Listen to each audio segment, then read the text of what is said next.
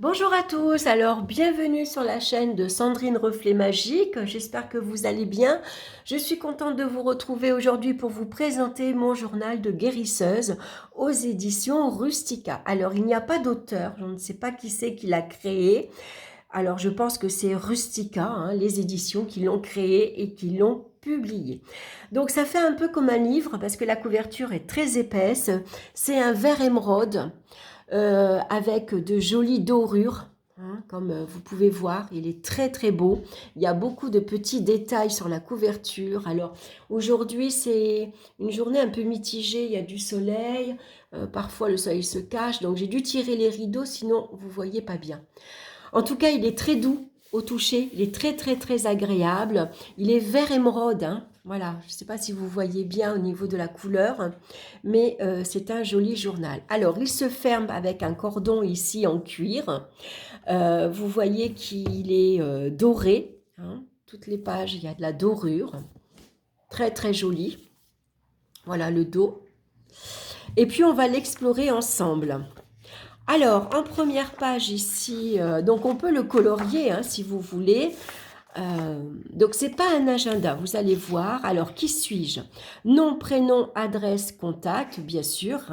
Mes accessoires de guérisseuse, mon animal de protecteur et ma plante protectrice. Ensuite, on a mes symboles de guérisseur. Donc, on a ici comme des ogames. Petit index à compléter. Utilisez les symboles pour vous repérer et vous organiser. Donc ça, c'est sympa. Mes mots de passe, si vous voulez les écrire. Bon, moi, je ne les note pas. On va retrouver ensuite des roues de l'année. Donc là, on retrouve une roue avec les signes astrologiques. Donc ça, c'est super quand on ne les connaît pas, par exemple, avec les mois. Et puis ici, c'est pour noter vos anniversaires. Donc par exemple, moi, ma fille, c'est le 18 novembre. Je vais marquer l'anniversaire de ma fille ici, qui correspond à novembre. Donc je trouve ça chouette. On va avoir ensuite mes offrandes avec les noms de votre famille, vos amis. Ensuite, on va retrouver mon cycle lunaire. Donc, ce qui est bien, c'est que ce journal n'est pas daté. Alors, si vous voulez l'acheter maintenant et l'utiliser en 2024, vous l'utiliserez en 2024. Vous voyez, vous pouvez marquer l'année. Et puis là, vous avez comme un calendrier avec tous les jours de l'année. Et puis, vous avez un petit index ici et vous allez faire donc votre cycle lunaire vous-même. Vous allez colorier en fait les petits ronds pour indiquer, par exemple, en juillet, quand sera la nouvelle lune, la pleine lune, la lune gibbeuse décroissante, et vous avez, bien sûr, tous les petits symboles ici. Donc ça, j'ai trouvé ça génial. Ensuite, on retrouve la roue de l'année avec tous les sabbats, tous les équinoxes également. Alors, comme vous voyez, c'est joliment illustré. La même chose ici, on retrouve une roue avec les mois de l'année et les arbres qui sont associés aux mois. Alors, certains mois, par exemple, comme le sorbier, il va être à cheval entre le 20 janvier et le 17 février. Vous voyez, entre le 17 février et le 17 mars, par exemple, on aura le frêne. Voilà, donc c'est tout bien expliqué. Puis voilà, on peut toujours le mettre en couleur. Ensuite, on a janvier, c'est le mois du boulot. En janvier également, alors on a des petits encadrés où vous pouvez par exemple marquer que lundi, je vais faire le rituel, par exemple, je vais faire une spiljar. Mardi, je ferai une tisane au thym et au romarin pour l'atout, par exemple. Mercredi, c'est le mois associé à Mercure. Donc, vous allez peut-être marquer, voilà. C'est pour ça que je dis que ce n'est pas un agenda, c'est pas fait pour marquer vos rendez-vous. Jeudi, par exemple, ça peut être, c'est le mois associé à Jupiter. Donc, vous pouvez faire un rituel que vous allez noter ici. Donc, moi, j'avais marqué le 7 janvier, c'est la pleine lune en cancer. J'avais un rituel à faire avec Mystic Moon. Donc, j'ai marqué l'affirmation. Je me laisse porter par les vagues de mes émotions. Qu'elle emporte, c'est ma libération. Ça, c'était une affirmation créée par Mystic Moon. Donc, on va étudier en janvier la bardane. Donc, on a un petit ici encadré. Tous les mois, toutes les semaines, en fait, on va étudier ou une plante ou une pierre, hein. Et puis vous avez à chaque fois donc un petit encadré où vous notez ce que vous voulez à faire. Donc on a comme une petite ici une Swift list et puis ici ma récolte de plantes. Donc vous allez noter en janvier ce que vous récoltez par exemple. Donc en janvier on a un calendrier ici celtique. On va étudier le basilic par exemple. Donc vous voyez la présentation elle reste la même pour tous les mois en fait, hein. Je vous montre en février, par exemple. Donc, on a un joli petit également, je ne vous ai pas montré, mais un beau cordon doré, hein, pour retrouver sa page, savoir où on en est. À chaque mois, les couleurs vont être différentes, hein. Vous voyez, en janvier, on est dans le vert. En février, on est dans les tons de orangé. Donc là, en février, on va étudier Hermède. C'est une déesse irlandaise de la guérison. Elle est membre de la tribu de Tuatha de Danann. Ah non, d'accord. C'est la mère de tous les guérisseurs, la déesse des remèdes et des herbes sacrées, mais aussi de l'art de la guérison. Donc à chaque fois, à faire, ma récolte de plantes. Pour le mois de mars, on va étudier la bourrache. On est dans l'équinoxe de printemps, hein. Le 21 mars correspond au moment où le jour est aussi long que la nuit. Depuis Imbolc, l'enfant a grandi et est maintenant prêt à s'autonomiser avec toute sa force de vie. L'équinoxe de printemps est le symbole de la victoire du soleil sur l'hiver. C'est un moment de vitalité, de joie et de bonheur. On fête le réveil de la nature. Donc, on va faire un cataplasme ici. Alors, le mois de l'aune, donc avec ma préparation, ce que vous voulez faire, ma protection de guérisseuse, vous allez noter votre recette en fait, hein. Donc, en mars, on va étudier la sylvothérapie. Qu'est-ce que c'est que la sylvothérapie? Déjà très répandue au Japon, la sylvothérapie est une méthode de reconnexion à la nature et en particulier aux arbres. Elle permet de ressentir leur énergie, d'apaiser et de réconforter l'organisme au niveau émotionnel et physique. C'est une méthode ancestrale qui reconnaît le pouvoir des arbres. On peut étudier également, puisqu'on a une roue de l'année avec les arbres qui sont associés mois par mois, faire de la divination également, hein. Vous pouvez aller un petit peu plus loin. En avril, on va étudier donc le quartz rose, la camomille romaine. Ensuite, on a le mois du sol. Alors, en avril, Belthème, c'est la fête qui a lieu le 1er mai. Alors, c'est ça que je reproche un peu à ce livre, c'est que ils auraient pu, par exemple, Belthème, c'est le 1er mai, ils auraient pu justement la mettre à la page du 1er mai, par exemple. Vous voyez, le 1er mai, là, ils mettent le pommier. Ça aurait été bien qu'ils mettent ça, justement, pour s'en rappeler. Hein, parce qu'au départ, quand on ne connaît pas bien tous les solstices, il va falloir se référer. Bien sûr, vous pouvez aller voir la roue, hein, pour vous rappeler, faire un rappel. Mais ça aurait été bien qu'ils mettent, par exemple, pour chaque équinoxe, pour chaque sabbat, l'équinoxe qui correspond au mois, hein, le sabbat qui correspond au mois, et puis la divinité également. Parce que j'ai remarqué aussi que, je ne sais plus... je crois que c'est en juillet, ils vont parler de la déesse Brigitte, sauf que la déesse Brigitte, on va plutôt ici, comment dire, faire appel à elle, à Imbolc, hein. Donc voilà, c'est ce que je reproche un petit peu au livre.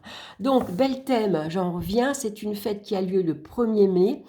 Honore le feu de Bel, dieu de la lumière. Elle marque le début de l'été celtique et la victoire définitive de la lumière sur la période sombre. On y fête aussi la sensualité, la sexualité, la fertilité et l'union du masculin et du féminin. Donc à chaque fois, à faire, ma récolte de plantes, mon secret de guérisseur, hein. En fait, c'est un journal où vous allez ici marquer, bien sûr, alors là, on a le mois de l'aubépine. C'est quel mois? C'est mai. Voilà, donc en juin, on va étudier le chèvrefeuille. Donc à chaque fois, les couleurs, elles changent. On a à chaque fois un petit encadré avec quelque chose de nouveau à étudier. Comme là, c'est la fluorite. C'est le mois du chêne. En août, ici, on va étudier le millepertuis et puis l'élixir floral. Donc j'aime beaucoup la présentation. Je ne sais pas si vous voyez bien. Je vais peut-être le mettre comme ceci. Donc, on va retrouver à chaque fois les jours de la semaine, hein. Vous allez pouvoir noter donc ce que vous allez faire. La cueillette en août, hein, c'est vrai que souvent août et septembre, on va cueillir les dernières plantes, hein, pour pouvoir ici les garder pour cet hiver, hein. Le mois du hêtre, c'est la turquoise. On va étudier en septembre les fleurs de bac, hein. C'est l'équinoxe d'automne. La mélisse. En octobre, on va étudier l'armoise. Le mois du lierre. Moi, je ne l'aurais pas mis en octobre. On va étudier l'ortie également. Qu'est-ce qu'on a? Samhain en novembre, hein, pour le 1er novembre. Donc ça, je trouve ça très bien, hein, de l'avoir ici, justement, qui correspond au 1er novembre. Donc ça, c'est chouette. C'est le mois du tilleul. On va étudier le plantain. Vous voyez, par exemple, Brigitte est la patronne des druides, des bardes et des guérisseurs et des forgerons. Elle est considérée comme la déesse mère, la mère de tous les dieux. Elle règne sur les arts, la médecine, la guerre et la poésie. Elle est associée à la fécondité et pour cette raison, elle est célébrée à Lord d'Embolc. Donc voilà, ça, ce petit encadré, moi je l'aurais mis au 1er février, par exemple, pour Imbolc, hein. C'est un peu dommage. Voilà, alors après, est-ce qu'on peut... voilà, on va pas le découper, mais bon, ça aurait été bien que ce soit vraiment associé, voilà, pour le mois. Donc, on va étudier l'améthyste, voilà, et puis c'est pareil, hein, au début du livre, je sais plus quel mois, je crois que c'est en janvier, ou c'est, je sais plus quel mois, j'ai vu qu'on allait étudier le hou et le gui, alors qu'ils auraient pu le mettre pour décembre par exemple, hein, puisque le hou et le gui, on va essentiellement décorer sa maison pour Noël avec le hou et le gui. Voilà, donc à chaque fois on retrouve, par contre c'est le mois de l'if, hein, donc ça par contre, voilà, c'est bien associé à décembre. Ensuite, on va avoir une page avec les pierres. Donc, par exemple, on commence avec l'agate. Elle apporte l'amour et paix au sein du couple, harmonise les relations. Et vous pouvez rajouter des petites notes pour vous. Donc, quel rituel vous avez utilisé l'agate ou rajouter quelques propriétés, par exemple. Donc, on n'a qu'une page pour les pierres. C'est un peu dommage. Par contre, on a 2 pages pour les plantes. Alors, ça, c'est bien. Donc, par exemple, comme le bouleau, hein, c'est le qui est associé au mois de janvier, le bouleau insuffle le courage et apaise les peurs. Donc, on peut faire quelques recherches supplémentaires pour aller ici rajouter les propriétés du bouleau et dans quel rituel on peut l'utiliser. Hein, donc, on va retrouver l'aubépine, la camomille, la nette, la coriandre, le basilic, le gui, le hou, le fenouil, la lavande, la pervenche, la rose. Donc là, je trouve ça super. Ensuite, on va avoir des pages où on va ici inscrire ces recettes de guérisseuses. Donc, vous mettez le titre, hein, et puis les ingrédients et votre recette, hein, comme une recette de cuisine. Donc, je trouve ça super. Donc, on a 3-4 pages comme ceci, vierges. Donc, c'est vos recettes. Ensuite, on va avoir des pages pour noter vos sorts de guérisseurs. Donc, par exemple, si vous faites une spiljar d'amour, vous allez marquer ici les pierres, les ingrédients que vous avez besoin, les plantes, hein, et les pierres. Pareil, si vous voulez faire un sort pour attirer l'abondance, pour attirer l'amour, un sort de protection, un sort de libération. Voilà, on a plusieurs pages ici pour tout noter. Ensuite, on a une page blanche ici avec un petit encadré, hein, donc vous pouvez noter ce que vous voulez, des rituels. Voilà, on a 2-3 pages blanches comme ça. Et puis ensuite, la dernière page, on va avoir un petit avertissement. Donc, ce journal est un bullet et non un agenda. À ce titre, il n'est pas millésimé et peut donc être utilisé quand vous le souhaitez. Les mois annoncés le sont uniquement à titre indicatif pour vous aiguiller, à personnaliser et à adapter au gré de vos envies. Donc on peut le colorier, vous pouvez y faire du collage, vous pouvez y mettre quelques photos. Enfin en tout cas c'est votre journal de guérisseur. Donc c'est un journal où on va aller explorer les plantes, les pierres, les sabbats, les cycles lunaires et on va donc tout y inscrire pour avoir un rappel, hein, pour avoir une trace de tout ce qu'on a étudié. Donc je trouve super chouette. Donc ça aussi, ça a été un cadeau de ma fille pour Noël, donc je suis ravie. J'ai eu plusieurs journaux, hein, dont je vous ai fait une autre vidéo si vous voulez aller voir. Voilà. Ah mince, j'ai pas mis... bon, voilà. Et puis en plus, il se ferme. Donc je trouve ça super. Hein, c'est vraiment... voilà, c'est très bien étudié. Voilà, il est joliment décoré. Je trouve ça chouette. Alors après, voilà, on le personnalise à sa façon. Hein. Voilà, j'espère que cette vidéo vous aura plu. Bien sûr, n'hésitez pas à liker, à partager, à commenter également. Hein, c'est toujours intéressant de pouvoir échanger. J'espère que ça vous aura plu. Et puis, écoutez, je vous embrasse et on se retrouve très bientôt pour une nouvelle vidéo. Bye bye!